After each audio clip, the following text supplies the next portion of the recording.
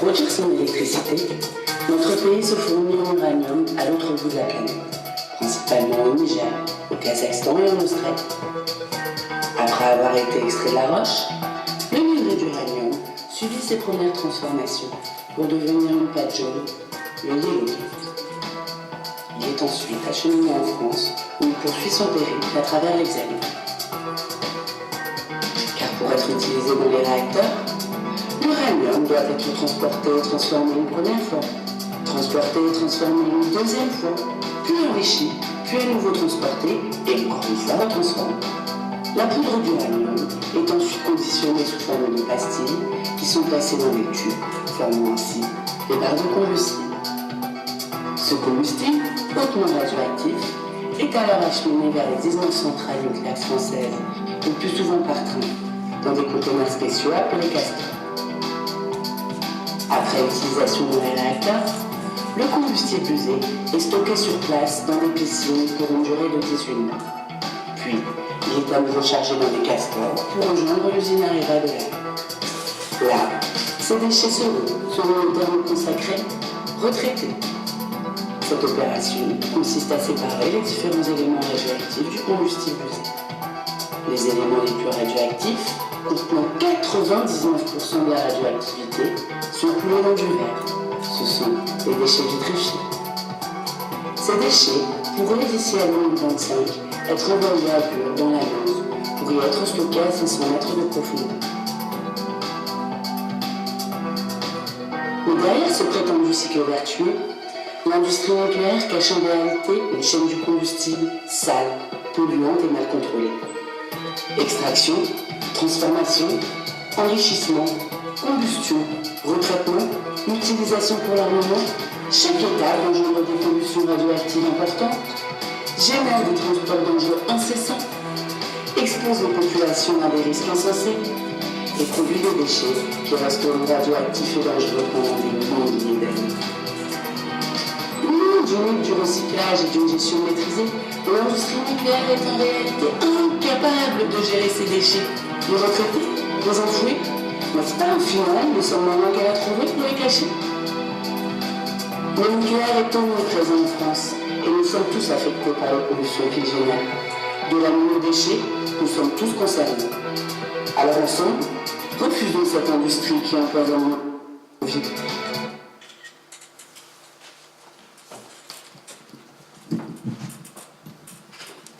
Bonsoir, moi du coup je suis Laura Hameau, je m'occupe de la coordination des campagnes, des actions sur le terrain juridique, de la surveillance des installations nucléaires pour le réseau Sortir du nucléaire. Et aujourd'hui je vais vous parler des transports radioactifs. C'est pour ça que je vous ai montré ce petit film en introduction, pour un peu présenter le contexte et puis voilà, pas déjà passer 10 minutes à vous présenter l'industrie nucléaire en France. Alors, comment je sors?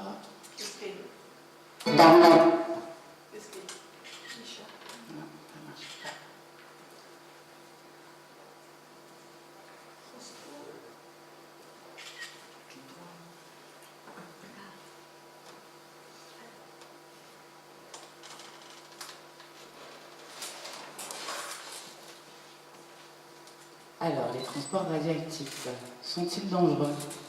Tant qu'ils ne font que passer, disent VH. Vous l'avez vu dans le petit film, il y a en France des installations qui sont disséminées partout sur le territoire. Et des mines d'uranium au stockage ou à l'entreposage des déchets radioactifs, ces matières, il faut bien les transporter. Et donc, l'industrie nucléaire génère au quotidien des transports dangereux et incessants dans toute la France. Incessants, vous verrez, ils sont très nombreux et la population n'est évidemment pas informée. Alors comment on les reconnaît, ces transports radioactifs? Ils ont tous toujours ce petit fanion.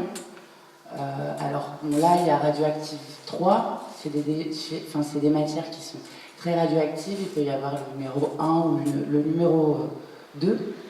Mais voilà, c'est comme ça qu'on les reconnaît. Et également, parce qu'on les reconnaît grâce à une petite plaque orange, comme vous voyez là, qui se trouve sur les camions, sur les trains.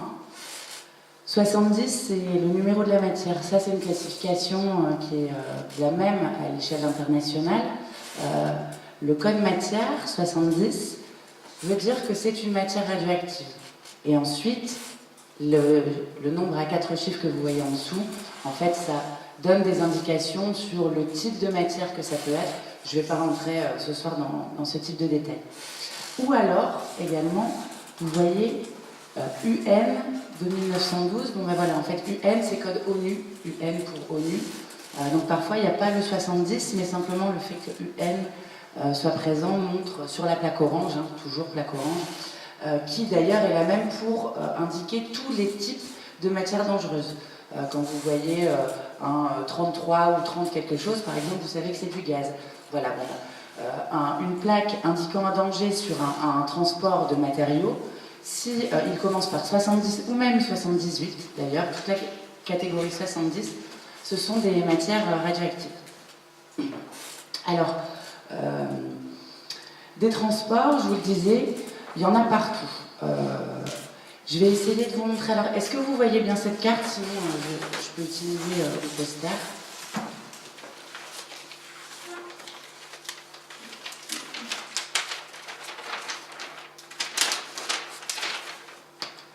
Affiche contient d'ailleurs à votre disposition gratuitement sur le stand si vous souhaitez repartir avec.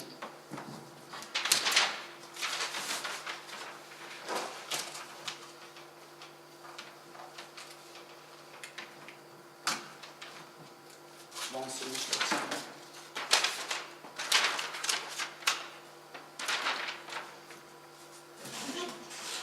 Alors, je vous le disais, aujourd'hui, il y a la totalité de l'uranium, c'est dit dans la vidéo, hein, qui est importé de l'étranger.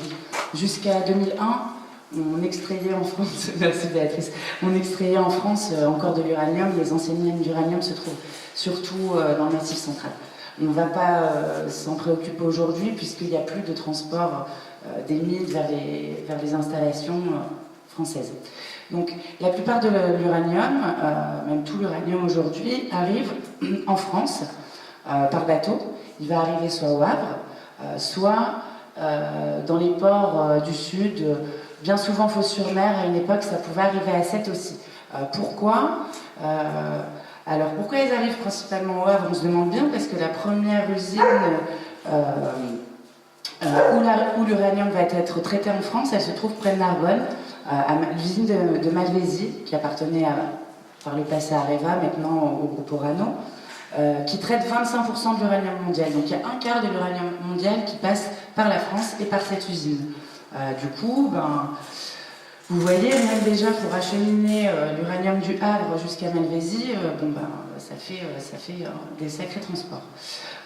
Et puis, on s'est aperçu en enquêtant qu'il y a encore beaucoup d'uranium qui arrivait au port d'Hambourg, donc en Allemagne, beaucoup plus au nord, pour aussi aller à cette usine de Malvézy. Donc il y a l'uranium neuf qui traverse aussi une partie de l'Europe, du nord-est au sud-ouest. Ça, c'est que la première étape de traitement de l'uranium. En fait, l'uranium, avant d'être utilisé dans les réacteurs, il va être transformé et transporté entre 4, 5, voire 6 fois parfois. Donc la première fois pour arriver de l'étranger jusque les ports, ensuite des ports jusque Malvézy.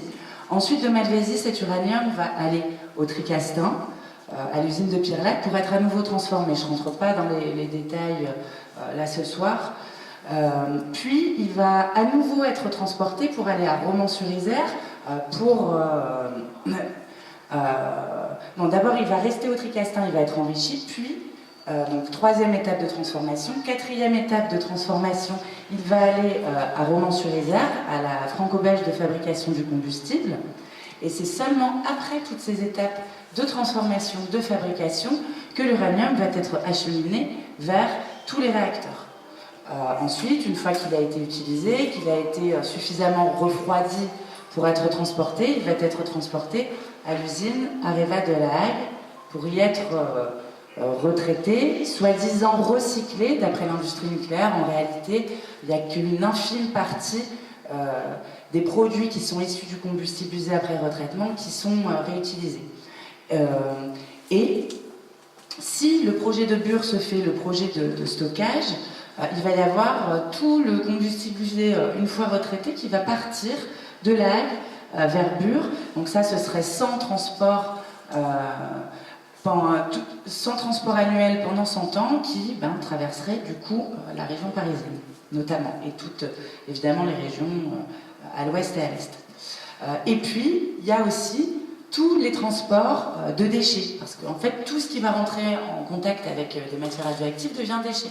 Donc ça, certains, on les laisse sur les sites de production parce qu'on ne sait pas quoi en faire, puis d'autres, ils vont dans certaines installations de stockage. Donc là, on les transporte à nouveau.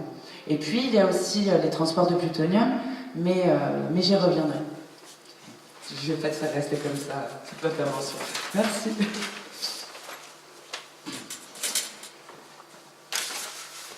Donc vous le voyez là, sur la carte juste avant, tous les tracés orange, ce sont les différents trajets que peuvent emprunter les matières radioactives en France, tout type de transport confondu, par le rail et par la route.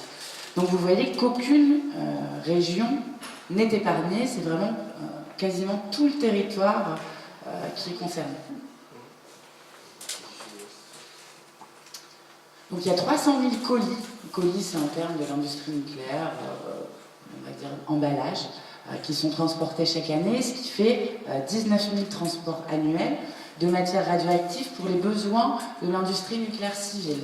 Donc, dans ces 19 000, il n'y a pas toutes les sources radioactives qui sont transportées pour les besoins médicaux, ni pour le nucléaire. Là, je parle uniquement des transports nucléaires civils. Vous en avez sans doute rarement entendu parler, sauf quand les antinucléaires font des actions pour justement mettre en lumière ces transports, les risques, et puis mettre en lumière le fait qu'ils sont cachés à la population. Comme de toute façon, d'une manière générale, pour tout ce qui concerne les activités nucléaires, c'est une activité qui est marquée par un culte du secret important, et la question des transports radioactifs est particulièrement concernée par ce secret et cette opacité, alors que pourtant c'est une activité qui comporte de nombreux risques.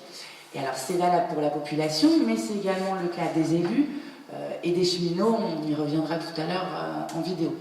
C'est pas la même chose dans tous les pays. Par exemple, en Belgique, on a déjà travaillé avec des militants et des élus belges sur les convois belges qui viennent en France pour aller à l'usine Areva de La Hague. Les bourgmestres, donc qui sont l'équivalent des maires, sont eux avertis 48 heures à l'avance. Et c'est vrai que ça pose beaucoup de questions parce que du coup, les élus, en cas de problème, n'étant même pas au courant de l'existence de ces transports, vous pensez bien qu'ils sont même pas, encore moins au courant de ce qu'il faudrait faire en cas de problème. Ces transports, ils sont dangereux. Pourquoi ? Parce que même en eux-mêmes, ils sont radioactifs. Alors évidemment, ils ne sont pas tous radioactifs de la même manière, certains sont plus dangereux que d'autres, mais par essence, le fait de transporter des matières radioactives qui sont dangereuses est une activité dangereuse. Alors, les risques radioactifs sont de 4 types. Un risque d'irradiation externe des personnes, donc ça c'est quand on s'approche trop près d'un convoi, on peut recevoir des rayons de radioactivité. Ensuite, en cas de problème, d'accident, de relâchement, on pourrait inhaler ou ingérer des particules et là être contaminé. L'environnement pourrait être lui aussi contaminé en cas de relâchement. Et puis il y a aussi des risques de réaction en chaîne. Certaines matières sont dites fissiles, c'est-à-dire qu'elles produisent une réaction de fission. Et si on les transporte dans de mauvaises conditions, ce qui peut arriver, il y a une réaction en chaîne qui peut se reproduire. Il faut avoir conscience que certains transports, notamment les transports de combustibles usés ou de déchets vitrifiés, donc c'est les matières les plus radioactives et les plus toxiques qui peuvent être produites par l'homme et transportées, représentent parfois plusieurs centrales sur rail. Donc s'il y avait un accident, ce serait encore pire qu'un accident de centrale, puisque parfois, par exemple, on avait fait le calcul pour un transport qui allait de l'Allemagne vers la France. C'était le plus gros transport radioactif nucléaire de l'histoire. L'équivalent en radioactivité était plusieurs fois supérieur à la radioactivité dégagée par le transport, par l'accident de Tchernobyl. Et puis, il y a également un risque qui est souvent méconnu dans le nucléaire, c'est le risque chimique. Et d'ailleurs, c'est le cas pour l'ensemble des installations. Il y a énormément de produits chimiques qui sont utilisés pour les besoins de l'industrie nucléaire et c'est une activité qui en elle-même aussi est polluante au niveau chimique. Et puis certains transports de matières présentent des risques chimiques parce que certaines matières ont un risque de toxicité chimique très importante si elles entrent en contact avec certaines autres matières. Ça peut être le cas avec l'eau, ça peut être le cas avec l'air. Et par exemple, l'UF6, donc l'hexafluorure d'uranium, la matière qui est transportée qui va servir ensuite à l'enrichissement, elle, au contact de l'eau, elle va se transformer, dégager de l'acide fluorhydrique, qui est un agent hautement corrosif et toxique. Pardon.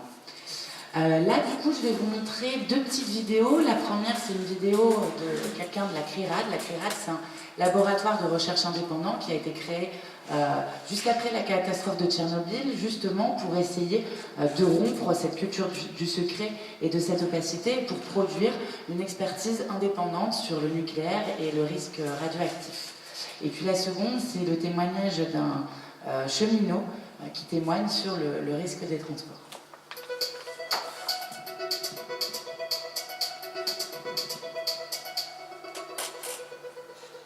Le transport des matières radioactives expose les travailleurs, les citoyens qui s'approchent de ces trains, de ces véhicules, à une irradiation qui provient des matières qui sont à l'intérieur des containers. Parce que certaines radiations, les rayonnements gamma, les neutrons, sont tellement puissantes qu'elles traversent les blindages utilisés pour le transport. La réglementation actuelle autorise, au contact de la surface d'un véhicule, un taux de radiation 20 000 fois supérieur au niveau de radioactivité normal.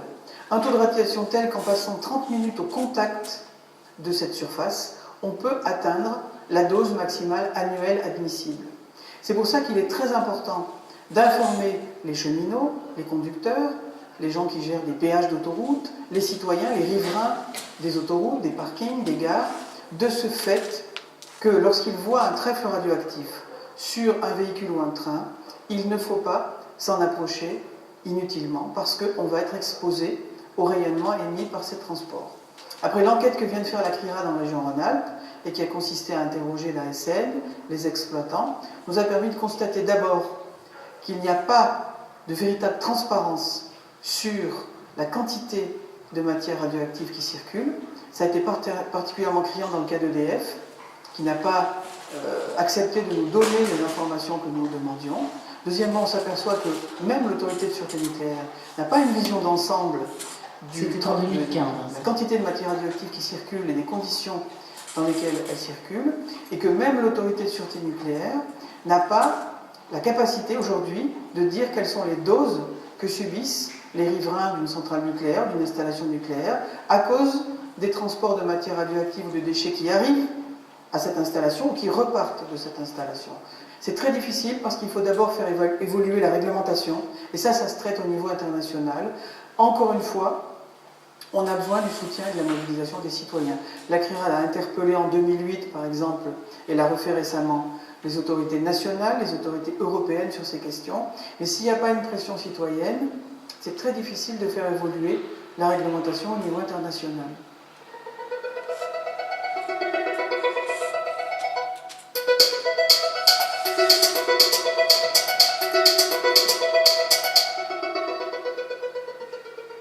Faire le cheminot qui s'attaque d'abord à la route, la grande majorité des transports de matières radioactives, c'est quand même la route. Mais par le rail, par contre, on a un transport de matières extrêmement dangereuses, qui sont les déchets radioactifs, notamment ce qui sort des centrales nucléaires, donc les plus dangereux.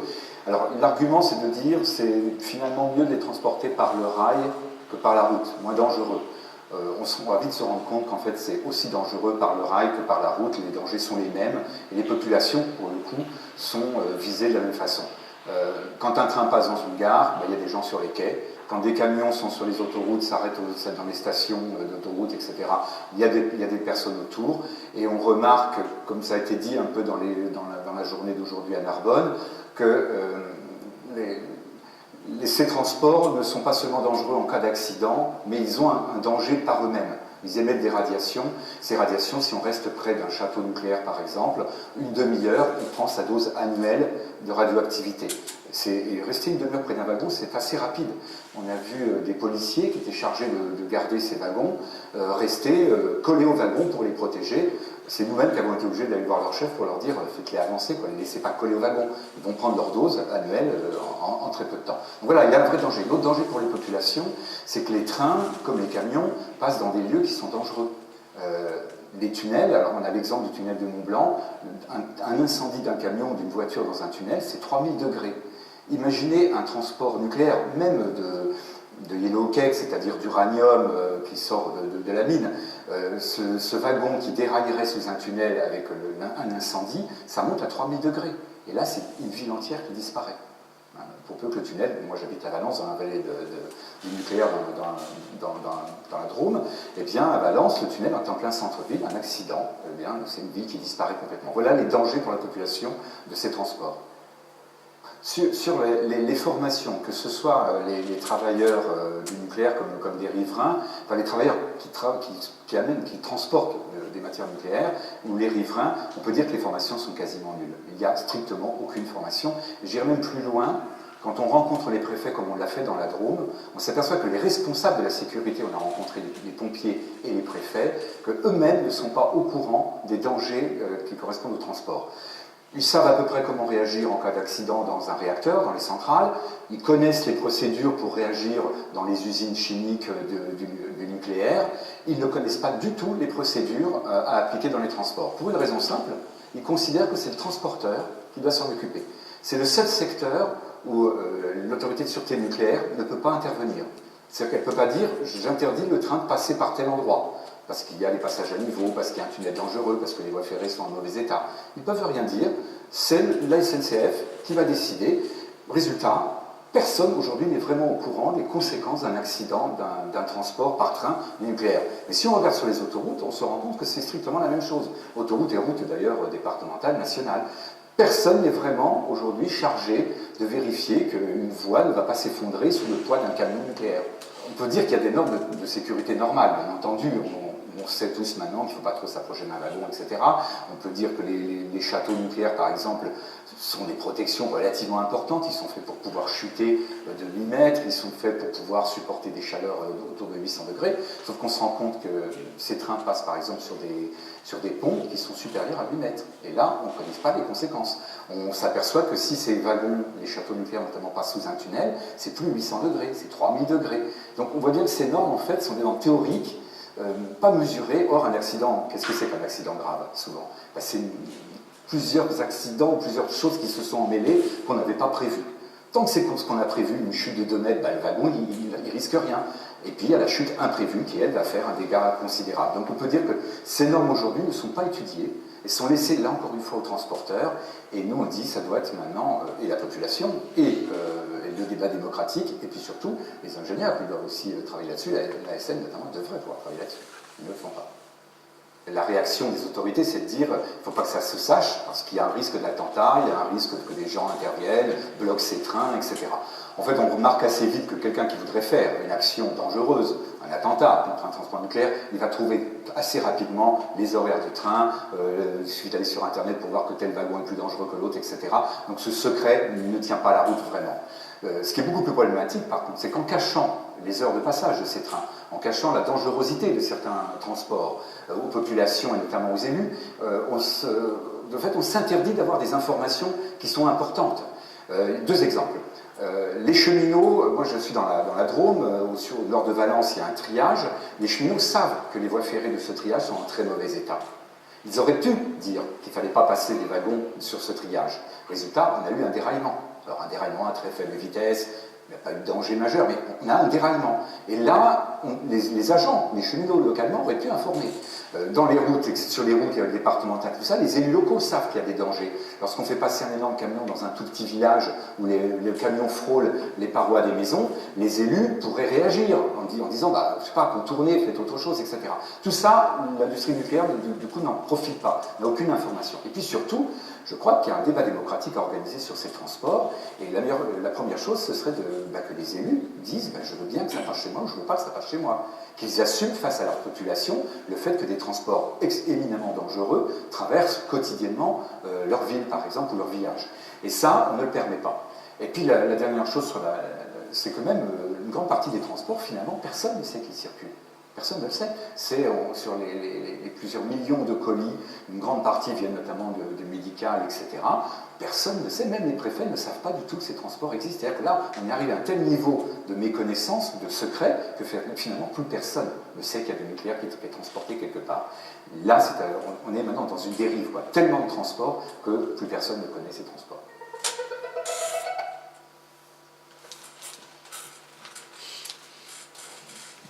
Alors, ce que j'ai fait, c'est que j'ai essayé de recenser les transports qui passaient dans la région, et vous verrez qu'ils sont assez nombreux.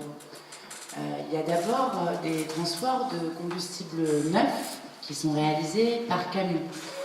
Depuis Romans-sur-Isère, donc l'usine dont vous parlez tout à l'heure dans la Drôme. Alors j'ai mis et autres aussi, parce qu'en fait, c'est plus compliqué que ça. Il y a aussi du combustible neuf qui va arriver de Suède, de Grande-Bretagne, etc. Mais bon, voilà, pour simplifier les choses, on va dire que de Romans-sur-Isère vers les centrales de Normandie. Et donc, pour aller de Romans-sur-Isère dans la Drôme à la Normandie, il faut bien passer par la région parisienne. Des déchets radioactifs, également par camion, depuis les sites et centrales de Normandie, donc l'usine Areva de La Hague, la centrale de Panly, la centrale de Palluel, la centrale de Flamanville, vers les sites de l'ANDRA. Donc l'ANDRA, c'est l'Agence nationale de gestion des déchets radioactifs, qui a 2 installations d'entreposage de déchets faiblement radioactifs dans l'Aube. Et donc, ça, c'est des transports plus que quotidiens, puisque vous voyez que rien qu'à elle seule, la centrale de Palluel, en Haute-Normandie, a réalisé 800 transports en 2017 à destination des sites de l'ANDRA dans l'Aube. Il y a ensuite des convois de combustible usé, donc irradié, puisqu'il a été utilisé dans le réacteur, il y a eu le procédé de fission, et donc ce combustible est encore plus radioactif puisqu'il a été irradié, qui eux sont réalisés par le train dans ces fameux containers qu'on appelle Castor. Et ça, ils viennent, ces convois des centrales nucléaires françaises et étrangères vers l'usine Areva de La Hague. Et enfin, il y a des transports de plutonium qui sont réalisés par camion via la 13, donc, qui passe vers Rouen, et puis pour rejoindre ensuite, ça traverse la région parisienne par le sud, pour ensuite rejoindre la 6. Et ça, il y en a 1 ou 2 par semaine, les lundis et ou les mardis. Donc là, depuis l'usine Areva de La Hague vers Marcoule dans le Gard. Voilà, je vous ai mis là le trajet du plutonium. Donc, on voit ici que pour faire La Hague, Marcoule, donc ça c'est sur le site de Marcoule, il y a une usine qui s'appelle Melox, où on fabrique le MOX, un combustible encore plus dangereux que le combustible classique, avec une partie du plutonium extrait du combustible usé et qui est entreposé à La Hague. Donc voilà, 1 à 2 fois par semaine, il y a des transports comme ça à haut risque. Ça, c'est vraiment les transports les plus dangereux. 1 microgramme de plutonium suffit à coup sûr à attraper un cancer. C'est une des matières c'est la matière la plus radiotoxique au monde. D'ailleurs, on appelle ça un radioélément artificiel. Alors, on le trouve en traces très infimes à l'état naturel, mais en fait la nature elle-même a arrêté de le produire, quoi. Et depuis des milliers et des milliers d'années. Et donc on appelle ça un radioélément artificiel qui est produit par l'homme. Et bien souvent, c'est ces radioéléments-là qui sont les plus toxiques. Alors, c'est des convois qui sont hautement surveillés. Quand on voit un transport de plutonium qui ressemble à ça, il est en général, non même tout le temps en fait, sous haute escorte. Et cela, comme c'est des matières qui peuvent être très facilement utilisées directement pour faire des bombes, ils sont hautement protégés. Ce qui n'empêche pas qu'ils soient vulnérables, parce qu'en fait, ils sont protégés par des voitures, mais vous voyez là, la photo, elle n'est pas prise de si loin. En fait, on veut tirer dessus, ça reste quand même possible. Alors ça, c'est les fameux transports de combustible usé, et c'est les fameux containers qu'on appelle castor ou château. Et ça, c'est une photo qui a été prise au triage du Bourget. Le triage du Bourget, qui est une des plaques tournantes du trafic de déchets nucléaires, de combustible usé entre la France et les autres pays. Il y a beaucoup de transports qui passent par là, puisqu'ensuite ça rejoint le triage de Sotteville-lès-Rouen pour ensuite rejoindre un terminal ferroviaire qui se trouve près de l'Aille. Et puis ça, c'est un transport de combustible neuf. Donc bien souvent, ils ont cette forme comme ça, en demi-lune. Et puis, alors, soit ils sont bâchés, soit c'est les mêmes containers blancs. Et on voit vraiment, ils sont arrondis, puisque c'est les tubes ils sont assez longs, puisque c'est les tubes que vous avez vus tout au début sur la vidéo qui sont transportés ainsi. Voilà, je vais m'arrêter de parler.